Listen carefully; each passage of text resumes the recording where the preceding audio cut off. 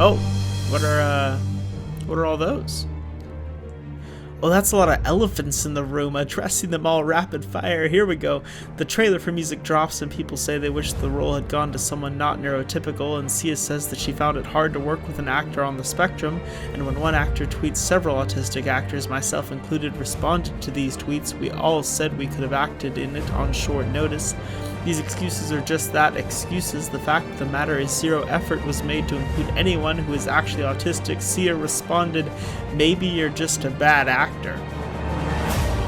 Then as more and more footage came out, there was a clip of restraining an autistic character, which has mostly been agreed to be dangerous and unhelpful. There's also Ziegler's performance, which seemed out of touch at best and a stereotypical caricature at worst. People criticized what they saw as someone doing unnaturally what some autistic people do naturally, and the whole thing just feeling wrong.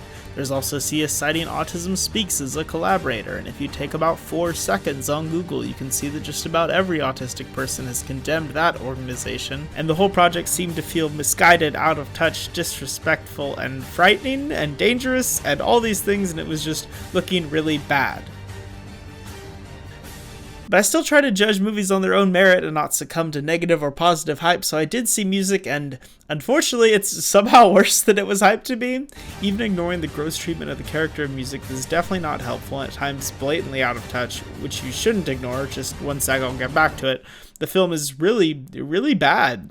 Good handheld camera work is usually my favorite, stuff by Lars von Trier or Thomas Vinterberg, for example. So bad handheld camera work is often my least favorite. This movie is so lazy with its camera choices. It is always just a means to an end to tell its story, which is also very bad.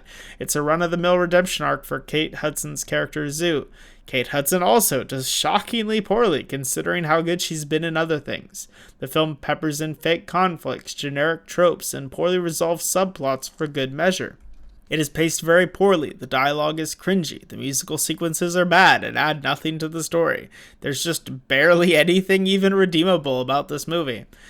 But back to that main character. So yes, she is a stereotypical portrayal of autism played by a neurotypical person. Yes, she is directed in a way that feels outdated and out of touch. Yes, she's shown positively receiving restraining, which is a dangerous choice, but it gets worse. Seeing the movie in context reveals that past all this, Music is merely a means to an end for the real main character to have her redemption arc. Kate Hudson Zhu is the main character, and Music is merely a plot device to help or hinder. It is so insanely tragic that this poor representation of this community was only put in as a plot device to explore a different character. Man. On the rare positive side, Leslie Odom Jr. does alright with what he's given, and some of the set design is genuinely impressive and thought out.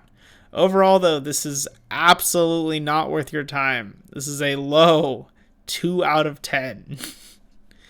Anyway, if you did already see this, what did you think? Let me know in the comments below, and I will see you all next Friday with another video. Peace.